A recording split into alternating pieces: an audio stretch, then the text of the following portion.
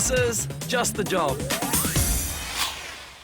Hi there and welcome to the 4th series of Just the Job, the place to be when you want to go behind the scenes to find out about a whole lot of different careers. Now, it is great to be here again, and we're kicking off the series with a special program showing you just some of the opportunities in the deep sea fishing industry.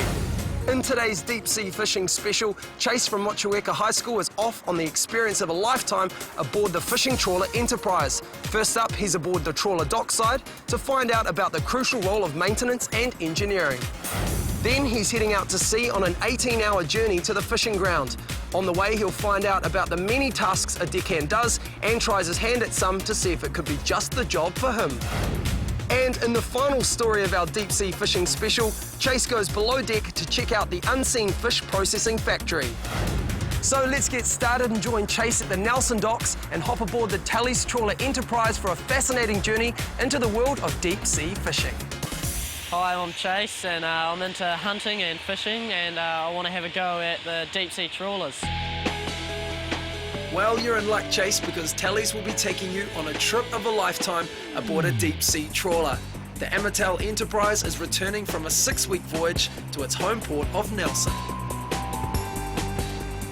Not only do they catch fish on the ship, they process it ready to be sent straight to the supermarkets.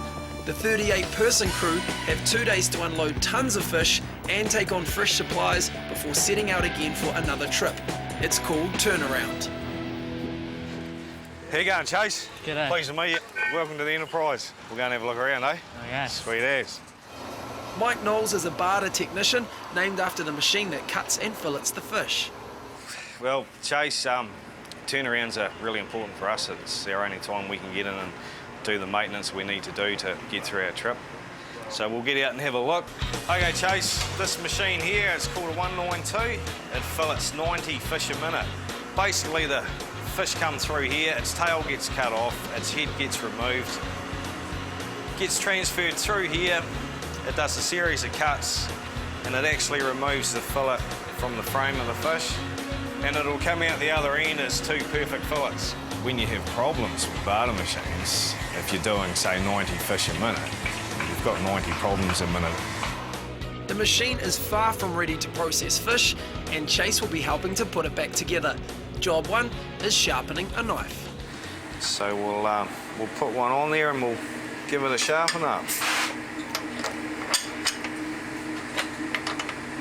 These here are our sharpening stones. The knife will sit just in the middle here. Yep. The stones will turn. Obviously water to lubricate the stones, and it puts a nice sharp edge on our blades. Okay, Chase, I'll let you sharpen that one. Okay.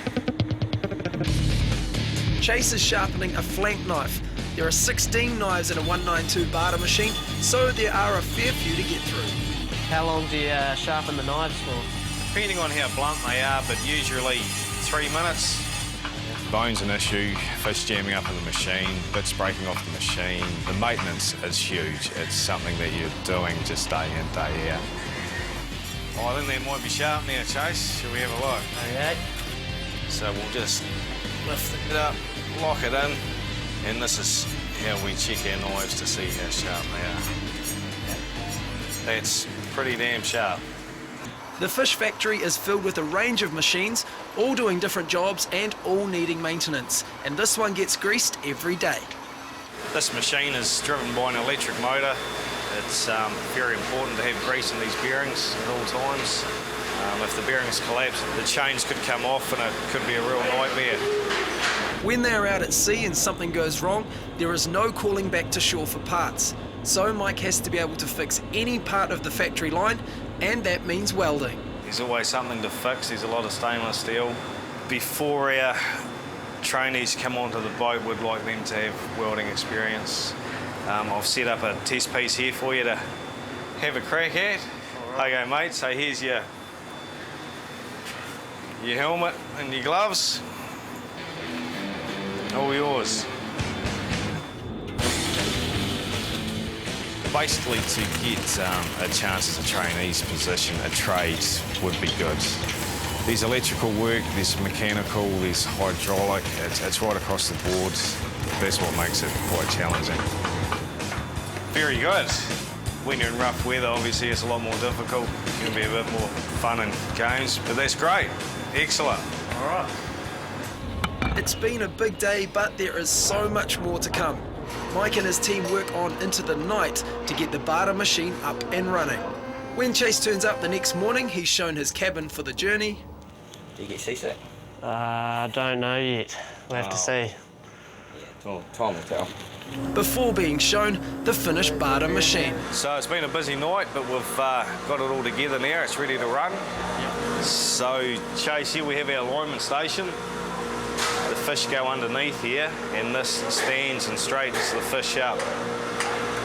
And then from there, it's transported through by these spike chains. They're rather sharp, rather nasty.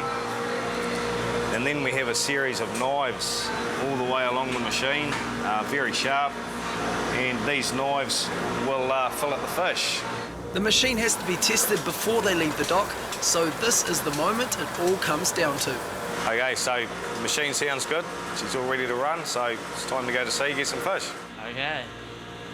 With part one of his journey complete, how did he do? Overall, I think he's done extremely well. He seems like a really good team player, and I could see him fitting in on this vessel and being part of the team. I've realised that what they do requires a lot of skill and precision, and my memorable part was the welding, just because I haven't done it before, but yeah, it was all good fun. There is a national certificate in seafood vessel operations, factory trawler technician level 4. This qualification balances the technical skills of the job along with vessel and personnel safety. When completed, you can start work towards the national diploma in seafood vessel operations, factory trawler technician level 6. Barter technicians are employed on a range of fishing vessels from small fishing boats to factory trawlers. They need to be fit and healthy as the job involves heavy lifting. Marine engineers earn $58,000 a year on average, and seagoing chief engineers may earn up to $165,000. The boat is alcohol and drug free, and spot checks are made regularly. Well, Chase certainly found there's heaps of opportunities in the engineering and maintenance fields within the deep sea fishing industry.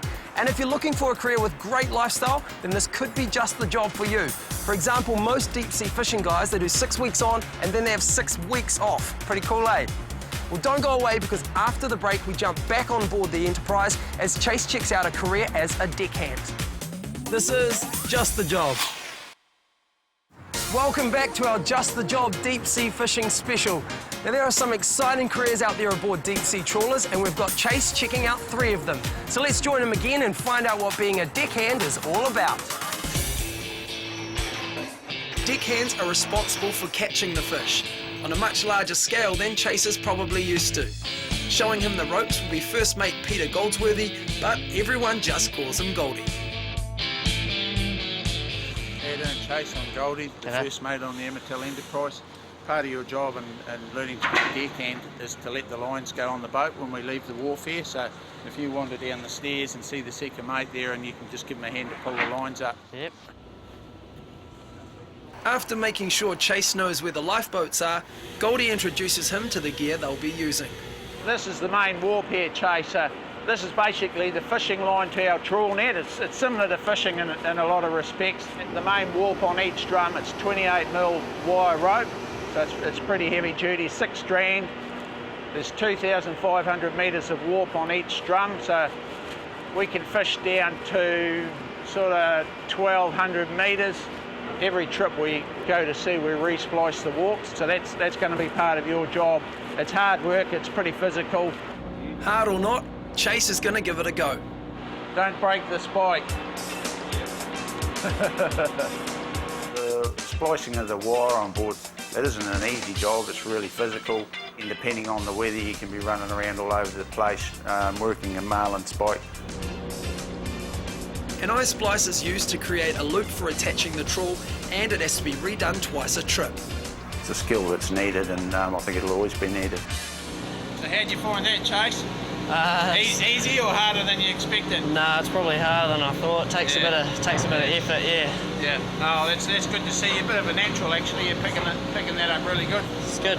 You're on your way. The Enterprise has to steam for 18 hours to get to the fishing ground. so Chase knocks off for the night.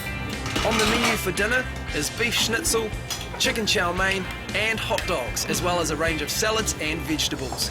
Crew can also watch movies in the lounge, but Chase is pretty tired and he needs his Z's. It's the next morning and Chase finds Goldie on the bridge. Morning, Chase. How are you? Well, I'm good, thank you. We're just about to throw the net in the tide, so the boys are down there all set to go. Yeah, let it go, fellas.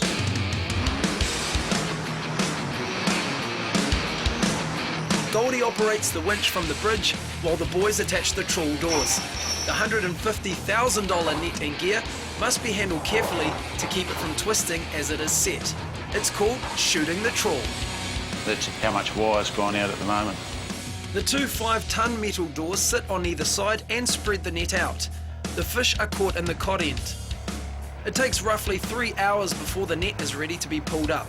So while they wait, the deckhands do maintenance tasks and Goldie teaches Chase how to mend the nets. This is just a basic hold again. What you'll do when you go out onto the deck, your first job will be just loading up needles, so pretty basic, keeping it tight all the time. There you go. You know, you need to have a fair bit of common sense. You obviously need to enjoy the job. We waste the time being there, so enjoying the job.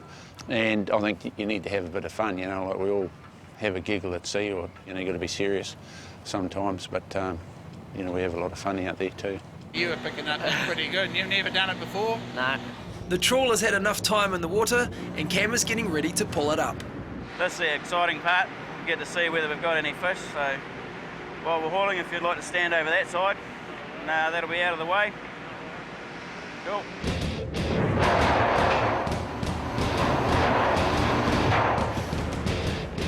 All your pay's basically around how much fish you get. So at the end of the day, the fish that you bring home pays the bills. So the quicker you get that fish processed and down into the hole, the quicker the boats fill up and the quicker you get home. Well, it was pretty cool watching that. I've never really seen it happen before, so it's new and it's good, yeah. The boys prepare the net for another shot and Chase is moving on to his next challenge. So, what did Goldie think of Chase's efforts? For a first time, I was impressed. He went really well, and yeah, just his attitude around the boat, I reckon he'll go the distance without any problem, actually. There is a national certificate in Seafood Vessel Operations Nautical Skills Level 3. This qualification builds a pathway to becoming qualified as an advanced deckhand. Fishing deckhands need to be fit and strong with good mental and physical stamina. They need to get along with the people they work with and should be self-disciplined, alert and be able to work in dangerous environments. Deckhands may complete qualifications to become first mates or skippers. Well, Chase did really well finding out about the various opportunities you can do in the deep sea fishing industry, and he certainly got a good look at what a deckhand does. If you think this could be the career for you, or maybe one of our other deep sea fishing careers coming up on the show's your thing, you can find out more information about them on our website. And I'll have all those details for you a little later on in the program. After the break, we jump back on the Enterprise as Chase finds out what happens on the factory processing deck. This is Just the Job. You're watching Just the Job, and in this first show of our brand new series, we're checking out 3 careers in the deep sea fishing industry. Now up next, we're back out at sea as Chase finds out how the fish that have just been caught are processed and packaged, ready to be sent anywhere in the world. Chase has helped catch the 15-ton of fish that has just dropped into the pounds. It is then sorted and sent to the barter machine. The machine turns whole hoki into fillets, which are weighed, packed, and then frozen. This whole process is watched over by factory manager Carleen King. Hoki is the target species we aim to catch out here. It is classed as a worldwide sustainable fish. You'd know what a hoki tastes like if you've eaten a fillet of fish at McDonald's. Yeah. G'day. How you going? Good. Come on and we'll get you fitted out for it. Okay. There's a lot of different jobs you can do out there, so anyone that's keen can really do well out there. You need your knife. It's a real individual motivation factor out there. It's all about teamwork, but it's up to the individual to be able to perform really well. Ricky, this is Chase. I'd like you to teach him how to operate the weigh station. Okay, I'll leave you with you. The weigh station is where you sort the fillets into trays. Each tray must have similar sized fillets, and the trays must weigh 7.5 kilograms so that they can be packed later. It's one of the first jobs you do on the processing line.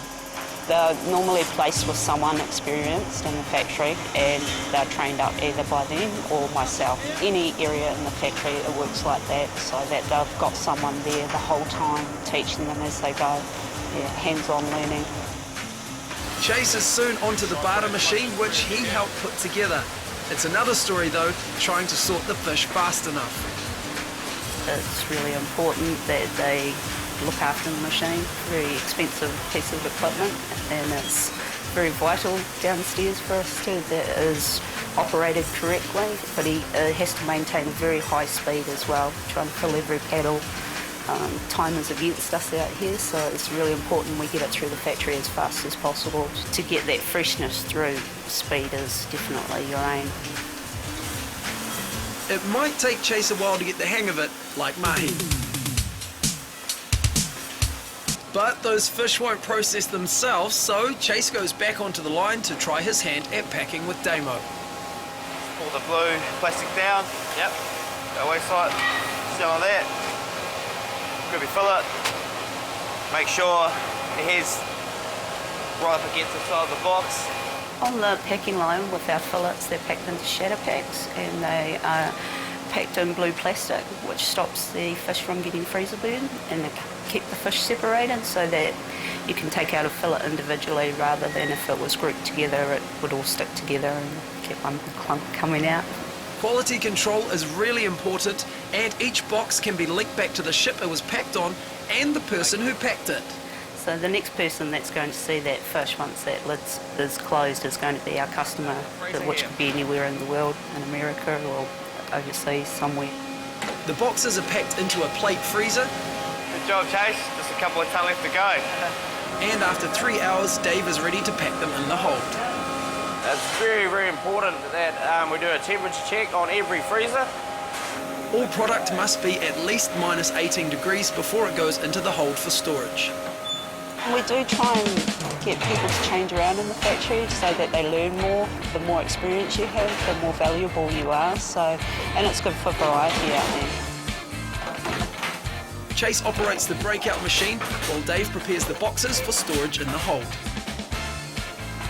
One catch of fish might be processed, but there is still more work to do. After every 72 hours, we need to do a full factory pre-op scrub down, so that's water blasts and scrubbing with chemicals throughout the factory in every area.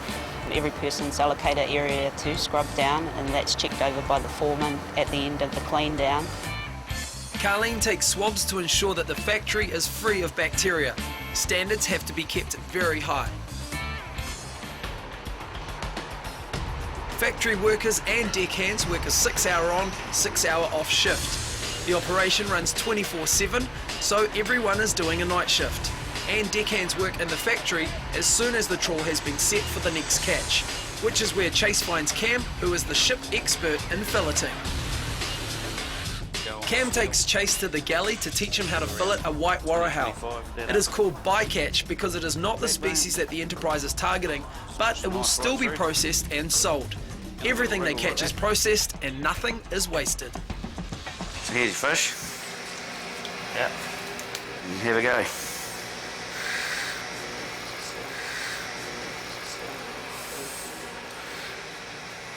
So how long have you been at sea with this boat? I've been doing it probably 15 years. It's great fun. It's a great lifestyle. Plenty of time off and plenty of money to do what you want to do. Yeah. So what do you do when you're not working? Photography is a great hobby. Yeah. So I get to see quite a few things out here that no one else gets to see. Beautiful sunsets, albatrosses. Cam won a national photography competition for these photos. Oh, that's bloody good. Yeah, no, it's brilliant. Okay, well there's your dinner for tonight. So it's not a bad job for the first time. Okay. It's going to taste beautiful, so if you want to put them on here, we'll chuck them in the fridge and you can let Baz know they're ready to rock for tonight. Chase's stay is over, so what did Carleen think of him? He's got a good attitude, which is one of the most vital things out here you need, working in a close environment with everybody. He seems keen, and they're probably my two key things I look in somebody. So if he decides to make a career of it, I think he'll do well. The part about the food processing that I enjoyed the best was the filleting, just because it's more of a hands-on sort of thing. You get to touch the fish and actually do the cutting and the processing yourself. As the Enterprise steams into Littleton Harbour to let Chase off, he has a final moment to reflect on his experience. I thought the trip overall was quite a good experience. It got to give me a look at all of the different types of jobs that are available on these sorts of deep sea trawlers, and all up it was just a good experience, yeah. Yeah, I'll definitely like to come back. There is a National Certificate in Seafood Vessel Operations at-sea processing Level 2. Useful experience for at-sea seafood processors includes onshore factory work or any work with knives. Boating experience is also helpful. At-sea seafood processors start on about $45,000 a year. Experienced workers can earn as much as $75,000 a year, and part of this income is based on the amount of fish processed. At-sea seafood processors may move on to become supervisors, deckhands, or more senior positions on the fishing boat. Well, what a brilliant range of deep-sea fishing careers that Chase has shown us, and what a great industry with stacks of opportunities. Plus, free food and cabin with ensuite thrown in while you're on board, and let's not forget, the working pattern is 6 weeks on and then 6 weeks off. Pretty cool, eh? Well, today there are literally thousands of careers to choose from, and sometimes that choice can be a little overwhelming. So make sure you tune into our series and you may find something that'll help you decide. To help you even more though, here's Sarah from Career Services with some excellent advice on how to choose the right job for you. Good employers know that unless workers are enthusiastic about what they're doing, the quality of the work will suffer. Everyone has a unique mix of skills and talents to contribute to the world of work, and when we can identify these and use them in a productive way, we enjoy our work a lot more. Go to careers.govt.nz to help you identify your unique skills and talents. Well, we hope you enjoyed our deep sea fishing special. I know I did. We'll be back again next week with 3 different careers, plus some career tips on how to find that perfect job. If you'd like more information about the deep sea fishing careers featured this week, or just more info about how to make that right career choice, then jump on our website, tvnz.co.nz/justthejob. Happy hunting, and I'll see you right here next week.